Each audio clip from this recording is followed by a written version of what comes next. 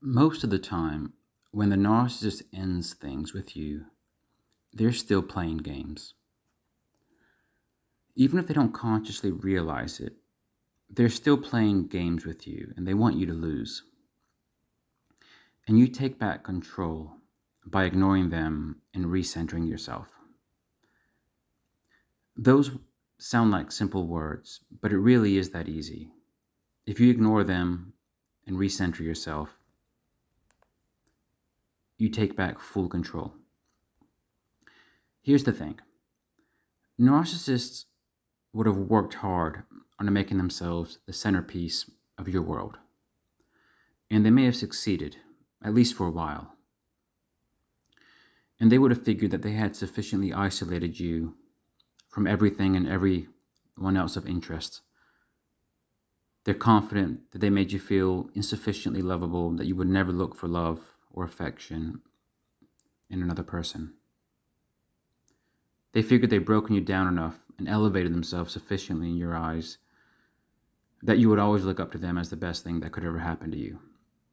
In a way they would have hypnotized you, put you in this sort of narcissistic-induced trance where they are your centerpiece, where you and everything else that you know revolves around them.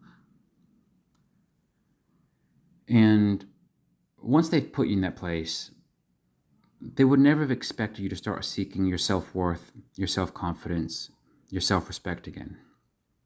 Or at least, if you tried to do that, they never would have expected you to succeed. And they never would have expected you to see through their bullshit, believing that you are worthy of more than the garbage that they offer. Because that is what they offer, is garbage. That you would seek decency, happiness, and find it.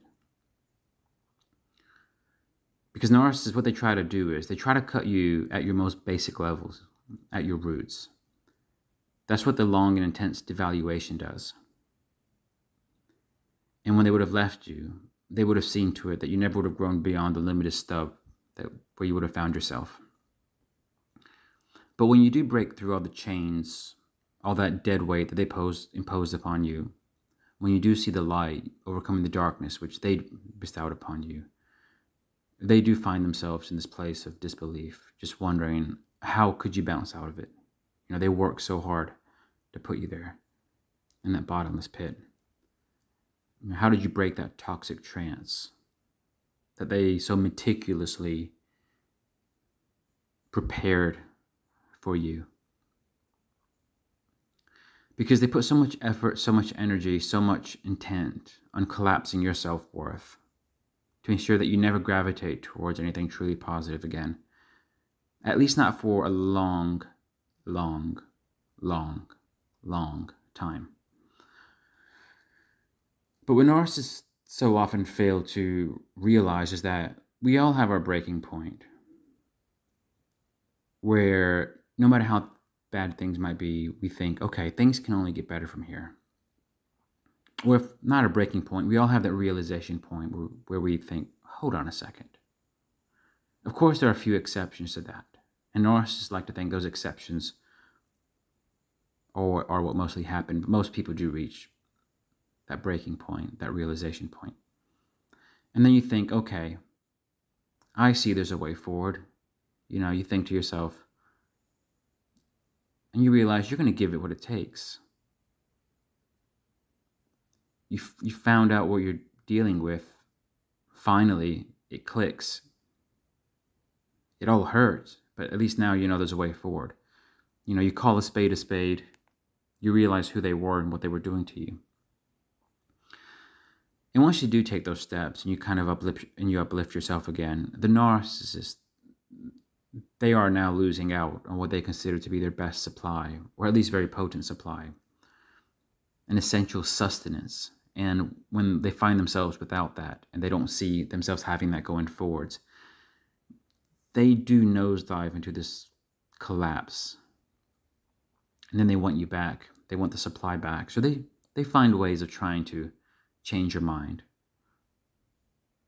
They can be very convincing in their ways.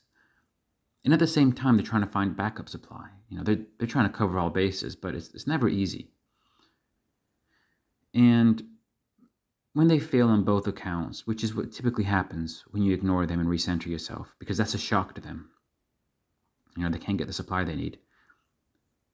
The fragile, broken, dependent person who they are becomes all too apparent. And they hate when those feelings surface. They hate when their true self surfaces.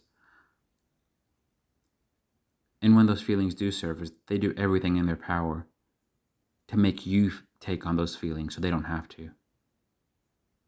You may have heard the term narcissistic projection. That's what narcissistic projection is.